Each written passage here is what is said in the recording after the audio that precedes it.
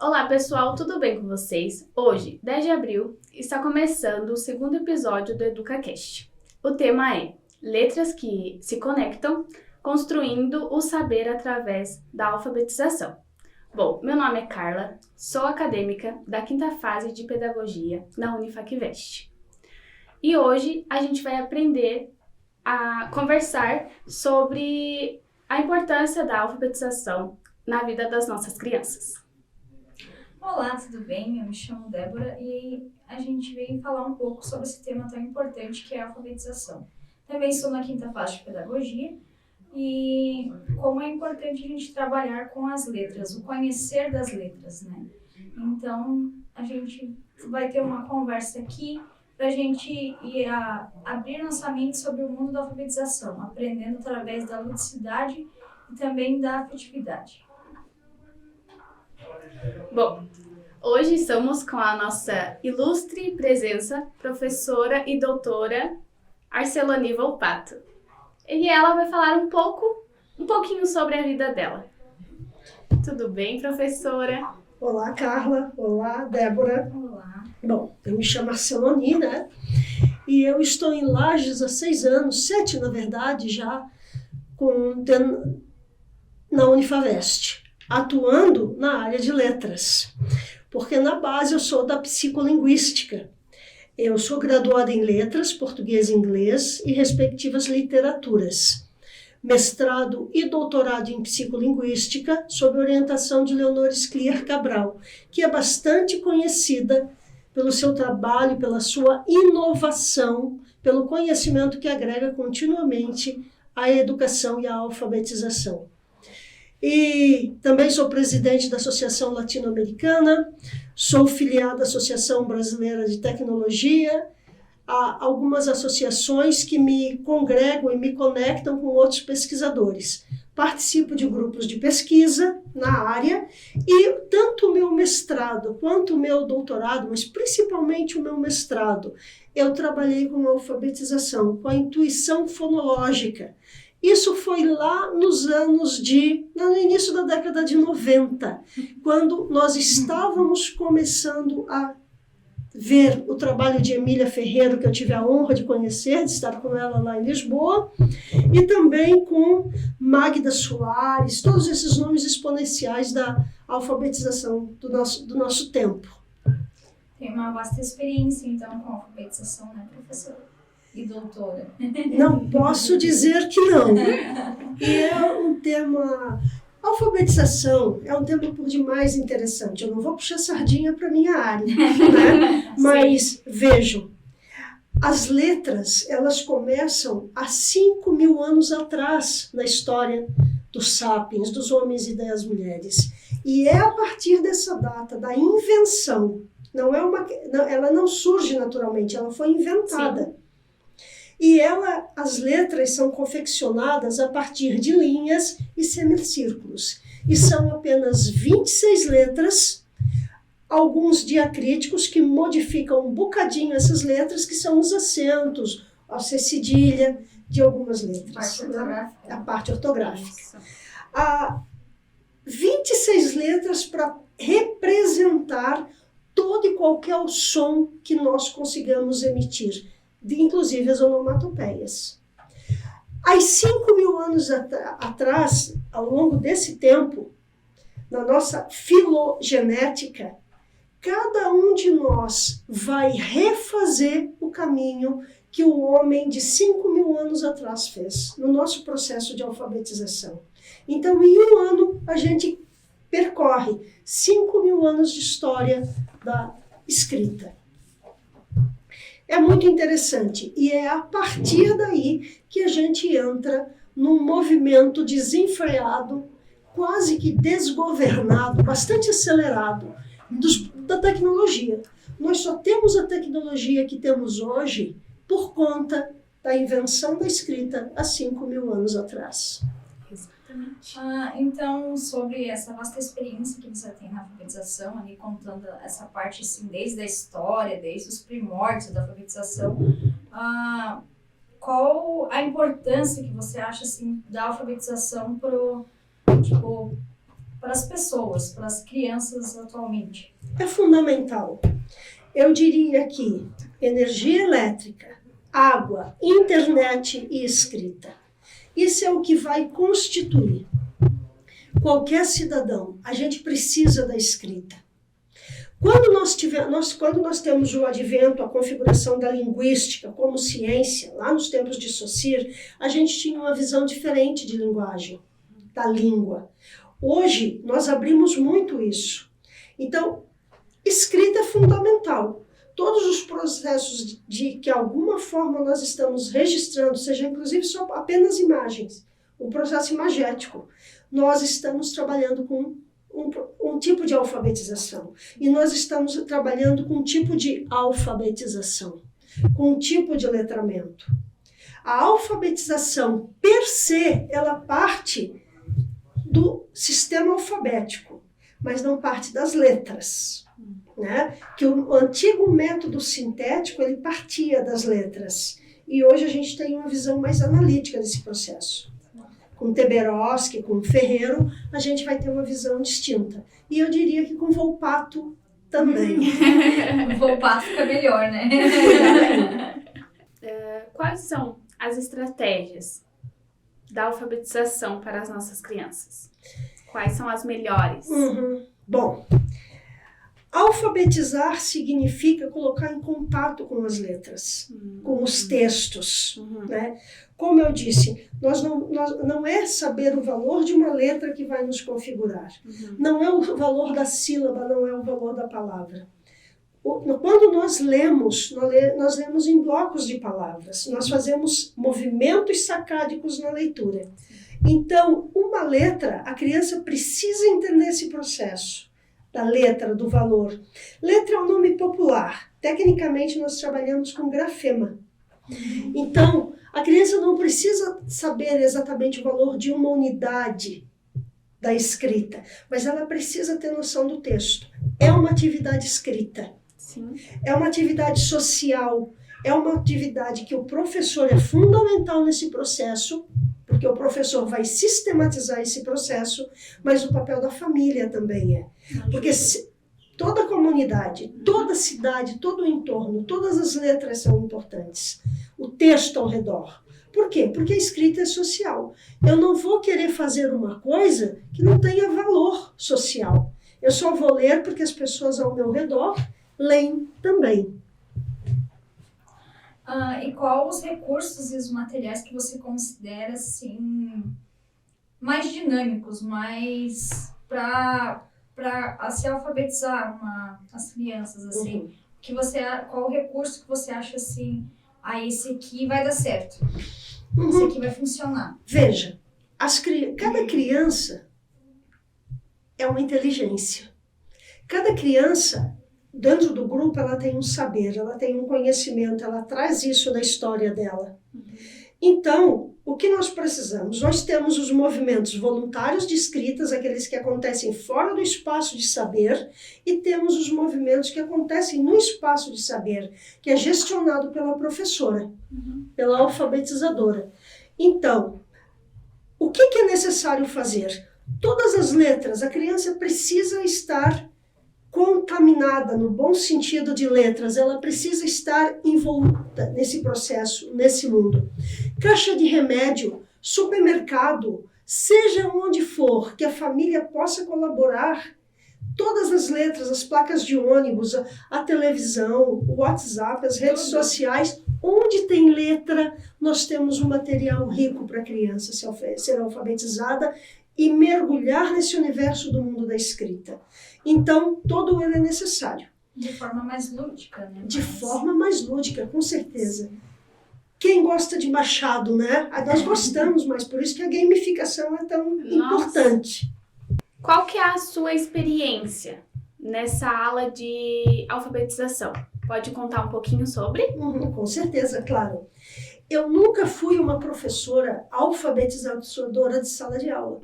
Porque como eu fiz letras, a minha graduação é em letras, nós trabalhamos usualmente a partir da 5ª série. Tá. Certo? Mas, como eu disse, sendo da psicolinguística e trabalhando com o desenvolvimento, aquisição, aprendizagem da escrita, eu estou mergulhada em pesquisas, em atividades. Porque é na psicolinguística, porque nós geramos o conhecimento que vai dar suporte para o trabalho dos fonoaudiólogos, para o trabalho dos pedagogos. Nós é que geramos esse conhecimento a partir do desenvolvimento. E como eu falei em aquisição e aprendizagem, esse é um outro conceito que é interessante nós trazermos, já que nós estamos falando de alfabetização. Vejam, nós separamos o que é adquirir e o que é aprender. Porque ninguém perguntou para mim, para nós, para vocês, se você queria falar português. À medida que você foi crescendo, você foi dominando o ouvir e o falar. Então, nós chamamos isso de um processo, é um processo involuntário. Ele acontece porque você está exposto. Quando você entra no mundo da escrita, que é o ler e escrever, ele deixa de ser um processo involuntário, e ele se torna um processo voluntário. É preciso querer. Por isso que nós temos os repetentes, por isso que nós temos aqueles que demoram mais a serem alfabetizados, porque ele não viu o papel social da escrita, para ele não tem valor. Então, ele fica patinando nesse processo. Salvo, claro, naturalmente, se há alguma disfunção, algum transtorno, um processo de dislexia, uma disgrafia, alguma dificuldade nesse sentido, né? Como nós estamos falando de processos padrão, dentro de um processo de normalidade aqui. Sim. Falando em processo, como você avalia o progresso da alfabetização? Assim, como que lida com as dificuldades da aprendizagem nesse contexto, assim? Já que a gente está conversando, né, nessa, digamos assim, do fugir do padrão agora seria. De fugir do padrão. Que tenha o padrão normal de cada aluno, né, que ele vai aprender, e tem o padrão que ele vai ter uma dificuldade a mais. Sim. Como é que seria essa, tipo, como trabalhar com essa dificuldade, assim, do aluno? Cada criança é uma criança e cada criança tem sua velocidade. Alguns são mais rápidos, outros menos rápidos. Eu diria que até um traço de TDAH pode ser positivo, um pouquinho de TDAH. Ele é saudável, ele é positivo. Eu tenho pensado muito nessa questão, fugindo um pouco da alfabetização e vendo o TDAH como um avanço genético em algumas situações, porque raciocina simultaneamente muitas situações e muito rapidamente todas elas. A grande questão é a gente aprender a dominar isso, né? Veja, então as crianças, elas estão, voltando à alfabetização, elas estão sendo alfabetizadas. Elas entraram na escola, sistematizado o processo. Cada criança traz um conhecimento. Como que o professor, numa diversidade, numa turma, vai trabalhar com essa diversidade? Ele precisa conhecer o que cada criança faz. Ele precisa saber o potencial, o nível de cada criança. E a partir disso... Precisa avaliar. Sim. Diagnosticar, assim, esse aqui aprende mais rápido. Esse aqui já eu vou ter que trabalhar de uma forma diferente para que ele consiga se alfabetizar. É um autoconhecimento do aluno. Isso. Do aluno. Por outro lado, o professor tem uma turma, ele tem que conhecer individualmente cada aluno, Sim. mas ele tem que trabalhar dentro de uma turma. Então, a primeira etapa é esse conhecimento, é entender o aluno, entender aquele ser humano. Porque ele não é só um aluno, ele é mais que isso, ele é um ser humano que está ali na frente dele. Num processo que vai diferenciar e vai determinar o sucesso da vida dele. E às vezes o aluno não está num dia bom, assim, o desempenho dele também já cai, né? Claro. E não vamos ficar só, esse dia ele foi mal, ele vai mal todos os dias. Claro. Não é assim, né? Não. E a gente ainda tem que contemplar que a criança, ela vem de uma casa, que pode ter violência doméstica, ela pode ter uma série de situações. Ela pode ter doença na família. São questões que devem ser encaradas, enfrentadas, situadas. Mas o que o professor deve fazer? Feito esse diagnóstico, conhecer o aluno, ele vai ter que trabalhar Ele vai ter que propor da forma mais lúdica possível, certamente. Sim. Sim. Atividades de linguagem diversas, porque contar histórias é importante. E nisso a família pode contribuir, pode colaborar. Envolver a criança na história, né? Exato. Vamos trabalhar um personagem hoje, por exemplo. Vamos trabalhar um personagem. Você vai ser a Branca de Neve hoje. E intercalando, interagindo com eles para eles já criar o mundo da fantasia deles. Também, inclusive. Porque a escola é um universo. É um todo. E a gente não pode abrir uma gavetinha para fazer algo separado. Então, nessa busca que o professor tem que ter o domínio de trazer atividades de linguagem e atividades de escrita, essa é a grande questão. E se você conseguir, e de forma mais lúdica possível, que envolva a criança, que faça com que ela goste, porque todo o mundo conspira, por incrível que pareça, a gente tem letra em todo lugar, mas é preciso esse esforço consciente, e o esforço precisa de energia. Você tem que deixar a brincadeira de lado para aprender a fazer uma letra bonita, a traçar a letra, a trabalhar, produzir um texto, encadear, e é a leitura que vai garantir que ele chegue ao sistema padrão tão necessário, que senão nós teríamos uma dissolução no mundo da escrita, cada um escreve do seu jeito. Nossa. Ele vai passar pelo processo de intuição fonológica, que ele vai escrever o que ele ouve, mas ele tem que sair da intuição fonológica e chegar ao processo padrão, ao padrão culto da linguagem escrita, que é o que vai garantir o sucesso dele na vida adulta. Como é que ele vai conseguir isso? Lendo. Você aprende a engatinhar engatinhando, a gente aprende a tomar água tomando água, e a gente aprende o mundo da escrita na leitura. Por isso que a leitura é tão importante, por isso que dizem leiam, leiam, porque é na leitura, no texto, que nós vamos aprender a boa língua. Exatamente. Bom, nesse processo, como que a senhora envolve os pais? Essa é uma questão complicada. Para algumas famílias isso é mais fácil, para outras não. Mas vejam, a gente parte na escrita de que é atividade social. Como que uma criança de pai ou mãe analfabeto vai querer? Porque ele diz assim, eu não preciso minha mãe, meu pai, mas a gente precisa, na escola ele tem que entender esse valor da escrita. E a família também tem que trazer essa importância social da escrita, essa dimensão de que ele vai fazer. Também tem o exato momento da criança ser criada pelo avô, pela avó, que também não tem muito histórico escolar. A criança cresce naquilo. Nos saicas, nessas casas-abrigo. Exatamente. Enfim, é complexo isso tudo. É muito complexo. Nossa. A sensibilidade do professor, da professora, inclusive envolver os pais. Os pais precisam contar história para os filhos, os pais precisam falar da história da família, os pais precisam trabalhar isso tudo. Porque a escrita envolve cenário, a paisagem, a escrita envolve tempo e espaço, uma sucessão de ações, um antes e um depois, o andar de cima e o andar de baixo. Então, de um lado da cidade, do outro lado da cidade, isso tudo é registrado no texto, na escrita. Sim. Então, quando nós estamos falando de alfabetização, é só o início do princípio. Mas nós temos que chegar no texto. E é no texto que nós nos alfabetizamos. Né? Por isso é tão importante a vivência, né? Por isso. Porque você tem que conhecer a realidade do aluno para ele, por exemplo, vou trabalhar um texto com ele mais para frente, depois que ele alfabetizar. Mas ele tem que conhecer a realidade dele, o entorno dele, para ele começar.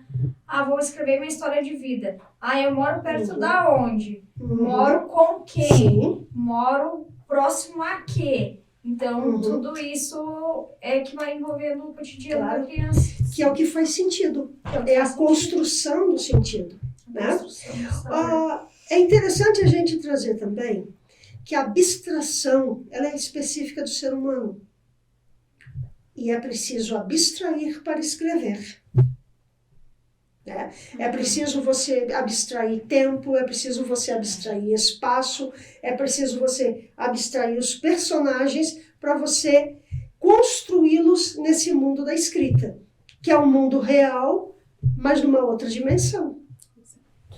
E que pode cruzar tempos. Olha os textos de Shakespeare, por exemplo. Até hoje são textos com alto valor. Sim. O texto, ele é atemporal. Como que você acompanha as tendências atuais, assim, na área da alfabetização? O que está mais, assim, atual que pode influenciar na prática pedagógica? Lendo, né? Nós temos que ler muito, né?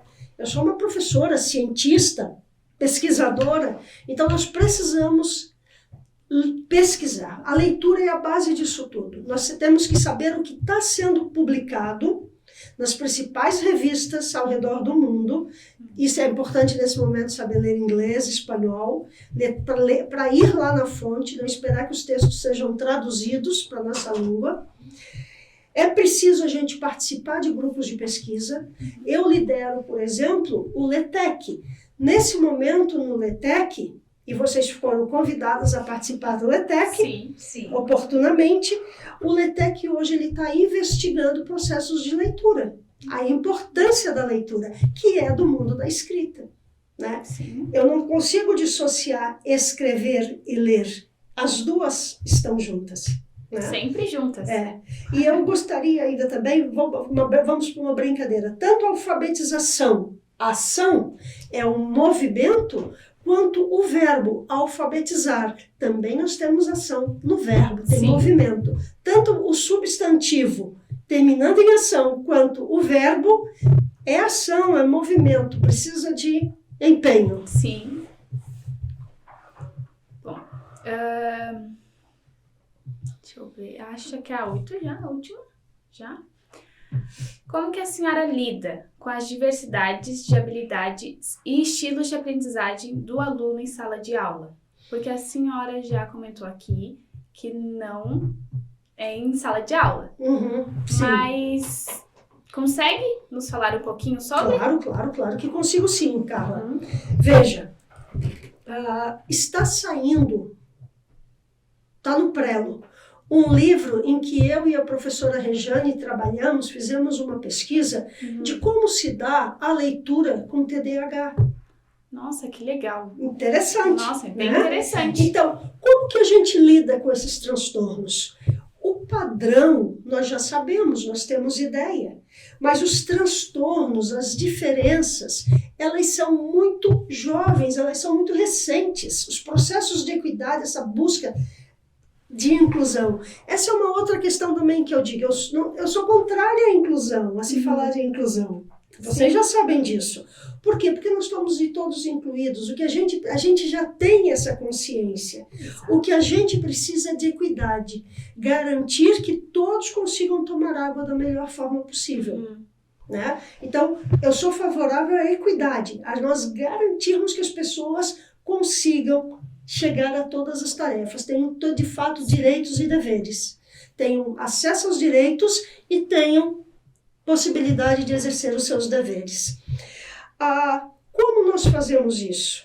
Mais uma vez, como cientista, eu tenho que estar atenta a todas as diferenças e cada um de nós, pessoas como eu, ao redor do mundo, nós investigamos e tratamos, aplicamos pesquisas, algumas mais curtas, outras menos curtas, que depois são levadas à sala de aula e aplicadas. E são divulgadas nos congressos, nos eventos, nas salas de aula dos cursos de licenciatura, das pedagogias, e é feito esse movimento no sentido de nós compartilharmos o conhecimento. Né? Porque mesmo o professor em sala de aula, ele não tem tempo suficiente de gestionar esses processos. Não. Né? Ainda que ele tenha, ainda que seja agregado um segundo professor, Nós não temos esse tempo de trabalhar, né? Recentemente, mais uma vez, eu e a professora Rejane, que é a minha parceira, nós participamos de um grupo sul-brasileiro de estudos de saúde mental aplicados à educação. Saiu um livro ano passado, está saindo outro no final desse ano, e temos outros envolvimentos. Como organizar, como trabalhar com isso? Não é o professor. A gente precisa dessas pesquisas, a gente precisa referendar, é preciso observar, é preciso de muito conhecimento para nós agregarmos conhecimento a isso que nós temos, a esse conhecimento já compartilhado nos cursos. E não é fácil. Não. E ainda assim, né, a gente não pode esquecer que nós temos as atividades de formação. Todo dia nós temos que aprender algo. E nas escolas, nas unidades de ensino, nós temos as formações continuadas, porque aprender a aprender cotidianamente. E para se transmitir um bom conhecimento para o aluno, né? Então você tem que estar sempre inovando, buscar ler, buscar saber mais para poder você transmitir um conhecimento de qualidade para o teu público-alvo, que seria as crianças. Sim, sim, sim. É aí que está a força, a magia do processo de alfabetização. Voltando, porque alfabetizar é mágico. Eu já tive a possibilidade de estar junto de uma menininha em 1984, quando eu estava fazendo a coleta de material para minha dissertação de mestrado. E eu estava com ela, produzindo um texto, quando ela me fez uma pergunta e ela teve o insight de como juntava aquilo para se obter tal palavra. E eu vi o brilho no olhar dela. E isso eu não vou esquecer nunca na minha vida. Ter sido mágico. É mágico. É libertador. Porque quem sabe ler mesmo é liberto, é crítico. Né? É muito triste quando uma pessoa não pega, por exemplo, uma conta de luz, não sabe o valor que vai pagar, o consumo. Isso tudo é leitura.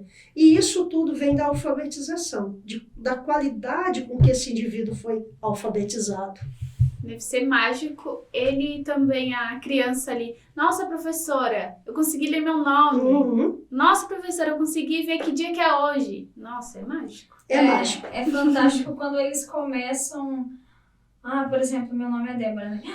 O D de Débora, mas também é o D de dado, o D de dádiva. Eles vão complementando, Deus, eles vão complementando. Tipo, não é só o D do meu nome, mas é o D de outras palavras que eu não sabia como escrevia e agora eu sei, né? É lindo. É bastante lindo, sem dúvida nenhuma. É mágico. Qual que é o desafio de uma professora para alfabetizar uma pessoa que tem TDAH ou até mesmo autismo? Depende do grau, né? TDAH e TEA são coisas bastante distintas, né? Eu diria que o professor, ele precisa conhecer bem o ofício dele, conhecer o processo de alfabetização, envolver a criança nesse mundo da contação de história, dos livros, das letras, e dar oportunidade para ela, na velocidade dela, de adentrar, de mergulhar nesse mundo. E dar as informações. Quando eu fui alfabetizada, nós tínhamos que levar traços. A gente percorria traços infinitos, levando o coelho à cenoura, por exemplo. A pipa ao céu. Exatamente. Nada disso precisa, não é necessário. Quando o processo de mielinização está concluído, eu tenho o movimento de pinça. Eu consigo pegar o garfo e a faca cortada, laçada no meu sapato, eu consigo fechar minha calça, meus botões. E isso é necessário para a alfabetização, essa movimentação. Então, é perceber o timing, o tempo que esse TEA e esse TDAH estão envolvidos e dar um tempo para eles, e exporem eles o máximo possível no entorno deles do mundo das letras. Ter o máximo cuidado também. Uhum. A paciência Sim, bastante. paciência é fundamental. Nossa, Aí entra os valores humanos, né? exatamente. A questão de você perceber a magia que é. Nossa. E, obviamente, ser professor não é sacerdócio, é profissão. Sim. Obviamente, a gente tem que olhar muito para isso. Mas a gente precisa fazer com carinho essa tessitura. Com amor, né? Com amor. É preciso amar o que se faz. Mesmo o engenheiro, mesmo o médico, nós temos que amar aquilo, saber muito bem o que estamos fazendo. Exatamente. Porque, eu repito, a gente, na sala de aula, determina a qualidade de vida e o que será a pessoa no futuro. Uhum. E quando o aluno, ele, por exemplo, ele é surdo, ele é mudo, ele tem uma deficiência assim, visual, como é que o professor tem que se adaptar a essa condição? Assim? Quando ele é mudo, quando ele é cego, ele não vai ter acesso à escrita, mas ele vai ter acesso ao tato. Porque a atividade da escrita é luminosa, é o claro escuro no papel, eu não vou escrever com tinta branca no papel branco. Uhum. Então, o que nós captamos é o contraste para fazer o desenho da letra, a formatação, a configuração da letra.